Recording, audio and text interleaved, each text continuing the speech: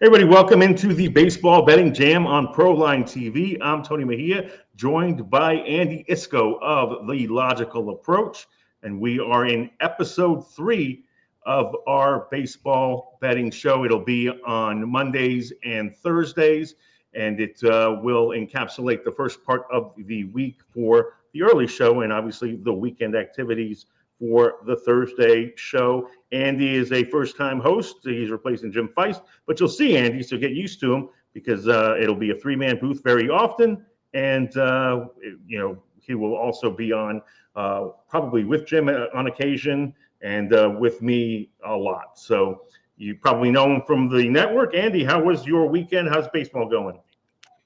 Baseball is going fine, Tony. It's great to be with you, and of course, looking forward for the three of us, along with Jim, to make it an even more entertaining and informative show with three voices instead of one or two. The weekend was very good basketball-wise. Of course, the ending of that Duke-Houston game in basketball was one for the ages. I don't think we'll see a repeat of that in the very near or even distant future. After we're all long gone, it may be difficult to top something like that. And baseball's been off to a nice start. I'm at the point right now where a lot of the data that I like to collect and use on my own, as opposed to going to a lot of the sites on the web, which I do use, but that's more secondary than the stuff that I use. So we're now about 10 days or so into the season. We're starting to get to the point where pitchers, for example, starters are about to make their third starts of the season in many cases. And so I have a little bit more reliable data as these pitchers get into the 15, 20 innings pitched so far. And we'll talk about philosophy and use of various indicators and analytics as we continue. But it's been a nice start to the baseball season. I've made a lot of nice spot plays, but not the stuff that I normally rely upon once we get, say, 3-4 weeks into the season, and we get a lot more indicators of strengths and weaknesses. Well, I want to say I started 5-0 on Thursday, and then it was a tough weekend, including a bloody Sunday. I did hit my best play of the day, which was the Sunday night game. And actually, we will recap wins and losses on this show as a regular feature. So I know Jim was spot on in backing the Phillies over the Dodgers. He liked them to hand the Dodgers their first loss, which they promptly did on Friday. Was that a serious play that Jim made, or a game play? He actually went into let's roll this over and see what we can do. So he won with his on Friday. Went into detail on how he would bet it, and obviously on Sunday in a tight one, the Phillies took the series. So the Dodgers are not going to go 162-0. Best they can do now is 160-2. And I'll bet against that. I'll bet against it too. But they certainly are a tough out. I mean, they are without Freddie Freeman for another probably week. He's dealing with an ankle issue that has been recurring, and then he slipped in the shower and aggravated that. So they're erring on the side of caution, as they should, even though it affects my fantasy team. By the way, I'm wondering, just talking about the Dodgers, your thought just came to me. I have to imagine somewhere out there is a prop. Will the Dodgers set the all-time regular season record for most wins? Haven't seen it yet, but their regular season wins total, as you know, was 106.5. And so they're off to a strong start. They need about 10 or 11. They need 10 or 11 more wins to set the record. What was you know what Seattle? I didn't see is I didn't see if that was adjusted after their start. Yeah. But certainly I think that they will adjust some of those numbers on the fly. Padres started out 7-0. They suffered their first couple of losses to the Cubs. Yankees started off well and came back down to earth brought back down to earth at home actually late last week by Arizona. The two teams that haven't come down to earth yet are San Francisco and Texas, and to a lesser extent the Angels. But certainly San Francisco and Texas, I think, are surprising a lot of people with not just the dramatic starts that they've had. Certainly in the case of San Francisco, I don't think anyone would have expected them to be 8-1 at this point. Yeah, Giants are actually doing a really nice job of keeping pace with the Dodgers and Padres. We'll see if that continues. The Rangers swept the Rays, now on a 5-game winning streak. The other team with a lengthy winning streak right now is the Boston Red Sox. They took all 3 from the Cardinals and are getting things together, particularly at the plate. Rafael Devers, after that dreadful start, starting to produce. And, they've got a lot of guys really swing the bats well. Willie Abreu leading the charge there, surprisingly. But What a throw you he know, made last night. look, I mean, they're all playing well, and if they can keep Trevor Yeah. Story healthy, Alex Bregman productive, the kid that they brought up, Crawford, looks pretty good. Yeah. The Red Sox can be a factor because the Orioles right now, they just got Gunnar Henderson back, young rotation. They've got Grayson Rodriguez, their ace, still on the mend. So now's the time to charge, and Baltimore is certainly. Building a case that they can. Boston is definitely building a case that they can compete with the Yankees and Orioles. And to look forward, we also have a series in the AL East that will probably give us our potential last place team in that division as the Jays and Rays square off at Steinbrenner Field. They're playing outdoors these days in Tampa, and the Jays made Vladimir Guerrero Jr. a very A rich very, man, very happy and very wealthy man. I and their wonder how fan that. base too. Yeah. Because they needed to do something like that, Yeah. Andy. I thought, it's few and far between where you can keep a guy, a homegrown guy like that on your team, and certainly, the Guerreros have made their names in Canada. His dad Yeah, and you wonder. I mean, what was it, 500 million for 14 years or something, which is a nice number. You just wonder. I didn't take a look at the details as far as any opt-outs for either right. side on that contract. There probably have to be some built in, but I don't know if they start, maybe 5 years down the road or something like that. Yep, and then the White Sox, they White Soxed on Sunday. Looked like they had a victory ready to go to avoid a sweep against Detroit, but the Tigers, who are doing a nice job of being really competitive right out of the gate, which is great for them because they finished so strong last season, and now they've picked up where they left off.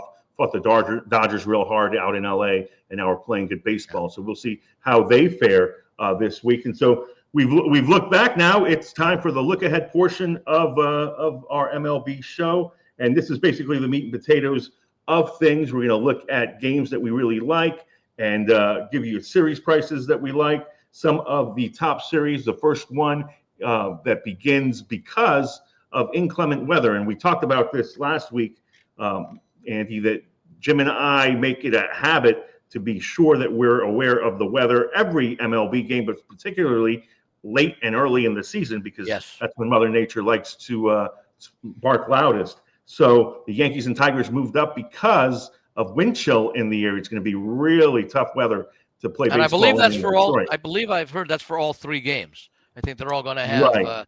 What was it 12:10 Pacific, 3:10 Eastern time starts? Right. And it was the East Coast that was the weather danger issue over the weekend. Now it looks like the system has come into play a little, further towards the Midwest. But the bottom line is, I mean, the weather is leading the national news every day, it seems, and it's you got to be aware of these systems because they play most of these games outdoors. And we talked weather, we talked a little bit of philosophies last week, Jim and I. So I wanted to give you a chance, since you'll be a regular on this baseball show. Anything that I know we all have our intricacies in terms of what we look for. I'm a big OPS guy. I'm a big how does this team fare against lefties guy. I'm a big totals guy in terms of overs. You got to go full game, unders first five. So give me a few of your Andy Iskoe staples in terms of betting baseball. Well, I've been doing it for long time, half a century or more in one fashion or another. And so the game has clearly changed. I don't know if evolved is the right word, but it's certainly changed. And that goes largely with the starting pitchers as far as their participation in the game, where it used to be, back in the 1960s when I was a young kid growing up and just starting to follow the game, the complete game was the rule rather than the exception. And over the years, we've seen the relievers come in and play a bigger part. Then we started to see specialization come in with the closers, etc. Then you had guys like Joe Torre with the Yankees have your seventh inning specialist, your eighth inning specialist. So the role of the starting pitcher has diminished over the years, and that's still the foundation upon which I make a lot of my full game selections. Now, as part of that, because of the fact that the role of the starting pitcher has diminished over the years, it makes first 5 inning plays more attractive. And you specifically mentioned the unders, and that's normally what I like to look for in the first 5 innings when I've got two quality starters going up against each other. It generally means if you're looking at the first 5 innings, you're looking at no more than 2 times through the batting order, with maybe a limited exception of a number of, unless it's really a slugfest, maybe a handful of guys at the top of the order getting 3 opportunities to see the starting pitcher. And of course, the analytics show that the batting averages and batting success third time through the order are significantly higher than the first 2 times that batters get to see a specific starting pitcher. And I think that's built into the way a lot of teams build their rotations, and a lot of teams build the usage of their bullpens to take advantage of the fact that we don't want a batter to see a pitcher hopefully more than twice. If that can be done, but that depends upon the quality of the starting pitchers. Very often, you don't see a batter twice, or you don't see a pitcher twice, because the pitcher's so ineffective that he gets pulled after 3 innings, which is another strategy that managers use. So I do like to concentrate on unders for first 5 innings. I don't necessarily like to look at side plays for the first 5 innings, because that could just be a matter of when batters are able to put together rallies. It could be in the 3rd inning, could be in the 7th inning, and 5 innings is a very short period of time, especially with the number of teams that have shown historically the ability to come back late in early, and especially when you're looking at the first 5 innings, where more often than not the total is anywhere from a low of 3 to 3.5 to a high of 5 to 5.5, depending on what the venue is and the quality of the pitcher. So I like to do that. I've long been an advocate of laying the 1.5, and basically. No, let me stop you right there. The run sure. and a half, full game. Full game, yeah. Okay, full so game. But do you do it with the home team? I do it with the road team or the home team. Obviously, the price is a little bit higher with the home team, because you're not necessarily guaranteeing that you're going to get a bat in the bottom of the 9th inning. But that means you're ahead, and there's also a real good chance you're ahead by more than 1 run. In fact, I had done a study years ago, and I followed up every couple of years, and I look at the various situations of how often games. I think about 2/3 of all games are decided by 2 runs or more. Sure. Sometimes it's the favorite that wins by 2 runs or more. Sometimes it's the underdog that wins by 2 runs or more. Then you have the 1/3 of games that are decided by 1 run. But you have to break that down once again. The favorite will win, maybe about 55% of those games by 1 run. The underdog, 45% of those games roughly by 1 run. Now, when you lay the 1.5, what you're doing, of course, is you're taking, let's say, a $1.80 favorite, let's say a home team, $1.80, to win the game straight, and you're making them into maybe plus $1.10, $1.15 to win by 2 runs or more. So what you end up doing is you're risking less by laying the 1.5. Now, the 4 outcomes are, well, actually 3, but the one outcome is that the favorite team laying the 1.5 loses the game outright. So you're going to lose regardless of how you play it. You're going to lose less if you laid the 1.5. Yeah. On the other hand, when you win the game by 1 run, that's the time that you lose the bet. But again, you're losing less, as opposed to winning if you laid the high price. And because the spread is so great between what you lay straight and what you laying the 1.5 over the period of time of a course of a season, the time that 1 run win as a favorite comes into play generally does not offset the amount that you either save by losing the game outright, or by winning the game by 2 runs or more and getting a better return for having laid that 1.5. So that's one of the things I do. But also, when you look at it the other way, in other words, the only time you lose laying the 1.5, the only time you're worse off, let me say, not lose, the only time that you were worse off, because you could lose the game outright, is when your favorite team laying the 1.5 wins by 1 run. Conversely, the only time that you benefit when you are taking the plus 1.5 with an underdog is when the underdog loses the game by exactly 1 run. Because in a similar scenario, if you are taking plus 1.5, you're often laying a price as an underdog, because you're getting that extra 1.5, or you're getting a much lower price as an underdog than if you played the game straight. So the only time that you really benefit is when the underdog cashes plus 1.5, and rather than when they lose by exactly 1 run, that's the time that you benefit. If they lose by more than 1 run, you lose the 1.5 bet, and if they win the game outright, you end up having collected less by taking the 1.5 than if you just played the underdog twice straight.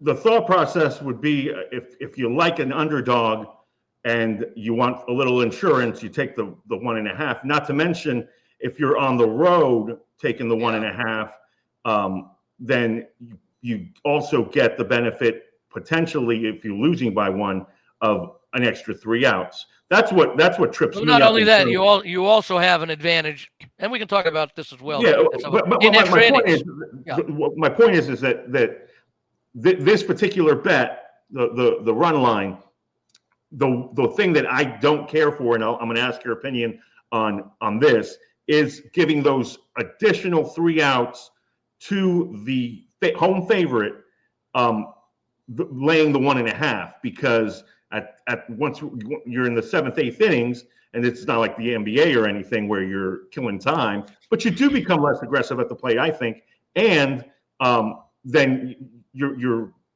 basically playing with 24 outs instead of 27. So my preference is, and I want your opinion on this, is if I like a home team, I prefer the first 5 innings, and now there's some first 7 innings run lines out there. First 5 innings laying the half run and trusting the starting pitcher even more, as opposed to laying the 1.5 and giving up 3 runs with the home team for the full game. Yeah, giving up the 3 outs. Yeah. Right. In that case, laying the half run for the first 5 innings, that depends on the pitching matchup. If you've got a really weak starter going against you, who doesn't average, say, even 5 innings per start, and you have a quality, let's say an A or a B. If you have an A or a B, I rate my pitchers A, B, C, D, and E. And the vast majority of them are going to be C pitchers, okay? So if I've got an A or a B going against a D or an E, and there are really very few E pitchers, because if you're that bad, you don't last that long. You don't last in the starting rotation that long. So I'm not even going to say maybe a low C, because I have like a 1 point variance between the top of a C and the bottom of a C, as I do for all the different letters, that I would lay the half run, because I'm expecting in that case for the pitcher who's the much weaker pitcher in that game to struggle in one of the first 2 times around through the rotation, as opposed to the quality pitcher who is likely to make it through 5 innings and maybe give up 1 run or less. Yeah, and we're going to get into going forward, because early on you get ace against ace, teams are lined up, but because there are going to be rainouts, there's going to be situations where pitching staffs get misaligned. Injuries. The other day we had a series essentially skip a day, start Thursday and then resume on Saturday. We're going to see your situation of A pitchers going against C pitchers pop up a little more often. Last thing before we get into the weekend, the early week look ahead. What do you make as a bettor that has been doing this for half a century of the new things that people bet these days? And I want little Andy Iskoe, or young Andy Iskoe, because I hope little Andy Iskoe wasn't betting his lunch money on games. Or he probably was. I know I was. It depends on the quality of lunch. Do you enjoy no runs first inning bets, home run props, the things that have really taken off since, I think, the invention of DraftKings and FanDuel and these sites? Or are you more traditional, or is it a buffet for you? Well, it's sort of a buffet, but I would say more traditional, simply because any amount of time that you spend handicapping one aspect is less time that you can spend handicapping another aspect. Let's say you have an hour to handicap a game. Well, if you spend 20 minutes handicapping the game and then 5 minutes apiece handicapping, let's say 6 or 7 or 8 props, that means you have less time to devote to any one of those things. And there are people, and it makes a lot of sense. And it's kind of like, how many sports do you bet? Well, if you really want to be successful, concentrate on one sport. The money is the same. So if you can spend more time handicapping the game than the odds makers can, and putting the line together and doing their analysis, because they've got to handicap multiple sports and multiple games in each sport, you're going to ultimately have some sort of advantage if you know what you're doing and you know what to look for. And it's the same thing with proposition bets. The more time, if you can specialize, let's say, in no runs first innings, or in first 5 innings as opposed to the entire game, and not try to do both, you're going to have more success because you're spending more time. How many times, Tony, have you gone through a game, say 4 or 5 times, and on that 4th or 5th time through the game, you say, oh, I didn't realize that before. I'm just glad I took a look at that because I hadn't considered that aspect of it. It happens more often than people think. The more time you spend handicapping a game or a situation, the more often you'll find something that you didn't initially see at first. And I think that time value that you spend, is worth it, even if it means maybe you play a little bit more on 3 plays than you would play and spreading it out on 6 plays because you spent more time handicapping the 3 plays and you have a greater feel for it. It comes down to time management is basically what I'm saying. And so, Right. yeah, there are times, on a Thursday, for example, when it's a getaway day or often they have a start of a new series and you're looking at maybe 6 to 8 games, I'll have more time to take a look at other the aspects of the game rather than let's say a typical Friday, Saturday, Sunday when everybody's playing and the games are spread out over, several hours. For individual game bets, which are what we mostly do, I definitely like to set the table as to what I'm expecting, and then I lock in once I see lineups, and those always come in And handy. umpires, by the way. Yeah, some people do like umpires. I'm a big referee guy, but only during the NBA playoffs. Umpires, yes. I mean, for totals, that's a must know because I also do take to look, and I don't know what the connection is necessarily, unless it's subconscious or psychological, but there are certain umpires who, when they are behind the plate, home teams will win significantly more often than they'll lose. And there are also umpires who, for some reason, have success with the road teams. Now, it just may be because it's a relatively small sample size when you're only umpiring 35 games a year. But still, there are some situations or some umpires that over a number of years have shown some tendencies in addition to um, in addition to totals.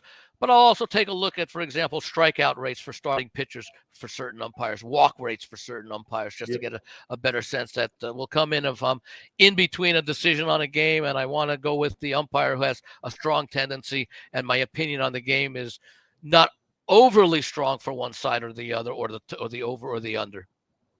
Little bit of a tease for Thursday's show, or potentially down the road, maybe not Thursday, but that means you have to tune in to find out. I will share the site that I use that very clearly breaks down, and I'm sure they need more sample size too, who's a pitcher's umpire and who's a hitter's umpire. So stay tuned for that. There's lots of little tricks, and they're not all infallible or anything, but certainly you'd like to go into your handicapping with ammo and weapons to use to make you feel better and more confident. The amount of information, you always want to have a lot of information, but you need to be able to draw the distinction between meaningful and meaningless information. All right, so let's get into this week's early series. Some start on Monday, some start on Tuesday. We're going to begin with you, Andy, on, I'll give you your preference. Do you want to go with the game that's caught your eye as what you're looking to bet? Again, anything from Monday through Thursday is on the board. And then we'll talk series price picks. Well, I was almost going to say that if you wanted to go series by series, I've got one. We don't have time for that one. Especially okay. If we're running a little late. So yeah, we're just now identifying one game, specifically a game that you looked ahead on between Monday and Wednesday that you're saying either I want to bet, I want to fade, or I'm just very interested in this particular contest. I'll tell you the game that I'm looking at tonight, and that's the game between Baltimore and Arizona. Both teams traveling. Well, Arizona traveling across country from Washington after their series over the weekend. That had to be a bit of a disappointment for them. And Baltimore traveling from their series in Kansas City. Also, I think that was a 2-1 series in that case. And I like Zach Allen. I like the way he started the year for Arizona. I think the price right now, -120 to -125, is reasonable. I think he's got something like 17 strikeouts in a little over 10 innings pitched. So he's in pretty good form. The raw numbers they're both, and I do like to look at ERA, but I also do like to take a look at what I call total ERA, which basically takes out or puts back in the unearned runs allowed. Yeah, you could say it's not a fault of a pitcher, but the pitcher still has to deal with adversity. And if there are unearned runs due to errors, he still has to get out of those situations. And I've never understood why, even if it would have been the third out, any run other than the run attributable to the error is not included on the pitcher's ledger. Just that gives a misleading impression. For example, how the pitcher handles some unexpected adversity. whether it be his error or an error by one of his teammates. So I do like to take a look for that to see if there are significant differences in those two numbers, the traditional ERA and what I call it's not really total ERA, it's total RA, I guess, really, as far as that's concerned, chart to him. But I do like Zach Gallen at the price tonight in Arizona. Arizona has one of the best offenses in baseball. I think they may have led the league, the baseball last year, in total runs scored in what's been a fine season. And I like the lineup that they return. So I'm going to go with Arizona tonight as my play. All right, Arizona over Baltimore. Battle of Zach Eflin, and Zach Gallen. By the way, let me ask you: do you still prefer listing pitchers, or do you go action? I usually still list pitchers. Yes, I mean, look, it depends on the site that you're handicapping on, but I always handicap games based on the starting pitching. So for the most part, if you can bet it where you don't have any action on the game if the pitcher gets scratched, which happens. It happens very often, actually, when we get to the meat of the season. Then you want to do the best you can. It's kind of a little bit of insurance. The reason I mentioned that is that there are a number of sports books here in Las Vegas that a couple of years ago, and I think it had to do with COVID, no longer allow you to list pitchers. So every game is action in some places. Yes. Well, I mean, they call it gambling for a reason, but certainly just one more element. If you can get listed pitchers, do so. That's one of the more interesting series going forward. Oh, by the way, let me interrupt for just 1 second. That goes for those of you who handicap based upon starting pitching and gives it a lot of significance. If you handicap on other factors, perhaps mostly related to offense, and you basically say don't give as much emphasis to a starting pitcher, then you might not want to list a starting pitcher, because if your handicapping is weighted more towards bullpen and offense, you may just want to go with the action. Yep, and I will go with my play. Let me see where we're at on the clock at roughly 27 minutes. So my game we'll take a look at, and again, this is just individual games. We will take a look at our series price picks, and then we will sign off. But I like the over in San Diego against the Athletics in Sacramento. We'll see what happens over the first two games of that series. But Randy Vasquez is the weak link for the Padres in their rotation, which is still missing Yu Darvish and Joe Musgrove. Musgrove probably won't be back for months. And Osvaldo Bido, a former Yankee top prospect who has made a home in the A's organization despite not exactly being consistent, will take the mound for them. Again, as I mentioned, we'll see what happens in the first two games of the series, but the fact is Sacramento 3 for 3 in producing overs. Cubs did the bulk of the damage in Sacramento against the A's in that first three games where the A's were the home team and the Cubs felt like the home team. And I think we'll see a lot of that. I mean, certainly there are a lot of Bay Area fans that have turned on the A's altogether. Sacramento fans. Give me 1 second to finish this. Yeah, Sacramento fans, at this point they're looking forward to seeing baseball. So I don't think that they'll adopt a team that is headed towards Las Vegas. So from that standpoint, A's won't enjoy much more of a home field advantage that they've had in Oakland, being in Sacramento. But this particular game, and obviously we don't have a total on it yet, I would imagine it'll be north of 9. And maybe Andy, you can shed some light on what you feel bookmakers are going to do with these totals in Sacramento games, because they really didn't do much of an adjustment with the Chicago games, and they got burnt. Well, that's what I was going to say. That's what I was going to say. That so we got the over for me on Wednesday between San Diego and the A's, and boy, it's going to be tough not saying Oakland. Yeah, that was my point, because I played the over in the three games, the previous three games with Oakland midweek, I think it was. They got to get too out of the habit and can't say Oakland anymore. Yeah, that's right. With the Athletics, that's right. But I was making the comment at a dinner I was at last week that they're going to make a quick adjustment on that, and I would imagine that we'll see a lot of 9.5s and 10s in Sacramento. If you take a look at the field, especially beyond third base, very, very little foul territory, and that means you're going to have more balls in play and more opportunities for scoring. So I don't know what the total will be, but I wouldn't be surprised if we start seeing 9s, 9.5s, and ultimately 10s if that continues in Sacramento. All right, what catches your fancy on series prices in these series that will be played between Monday and Thursday. Some start Monday, some start Tuesday. Yeah, I like the Astros. I'm showing a price at the site you directed me to at plus 125 in their series at Seattle. I certainly will not argue with anyone who says Seattle has the better starting pitching. That's the case. The problem is they still have a lack of offense, and that's something that Houston has shown an ability in recent years to have a significant advantage. And their pitching, especially with a guy like Valdez in there, is still a quality asset of the team, the pitching, both the starting and the relief pitching. So I think that price is a bit too high to justify Seattle laying. What is it? I think it's a 20-cent line, so it's like minus 55. So I see an opportunity for the Astros to win this series simply because the difference between the two offenses is significantly greater than the difference in the two pitching staffs.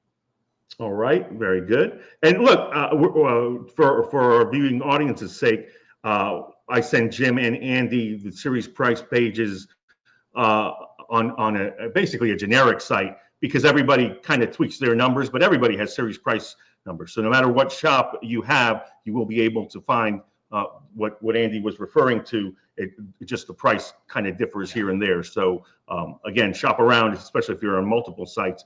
And to bring it to my series price play, it is a series that begins on Monday, and it's kind of very interesting because it's basically a pick 'em minus 115s, and again that'll vary.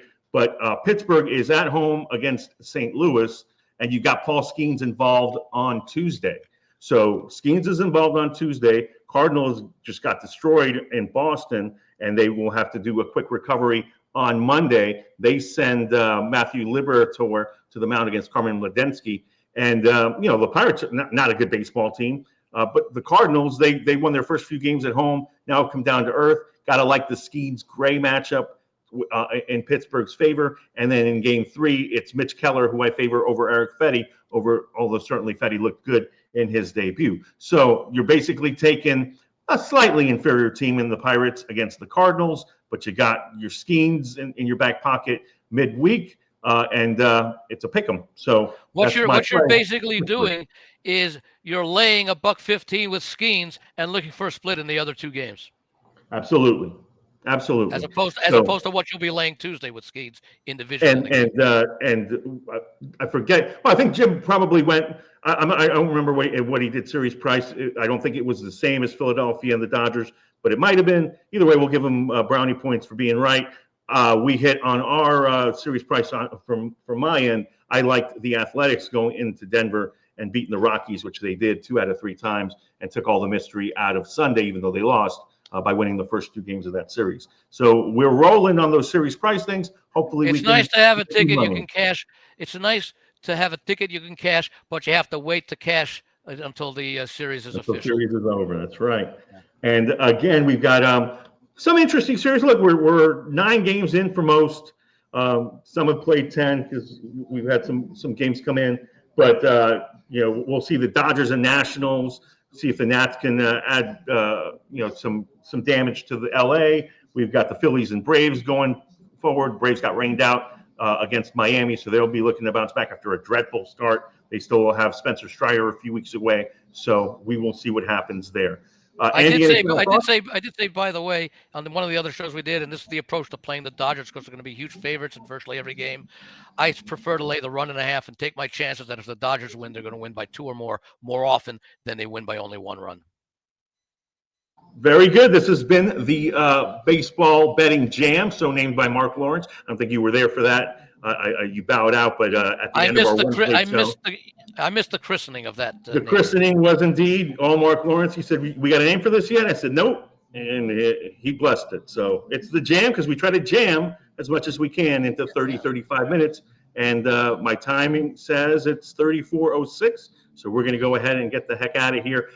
We have, again, on Thursday, the next baseball betting jam, and hopefully it's a 3-man booth with Andy Iskoe, Jim Feist, and myself. Want you to make sure you look at pitchers and make sure people aren't scratched.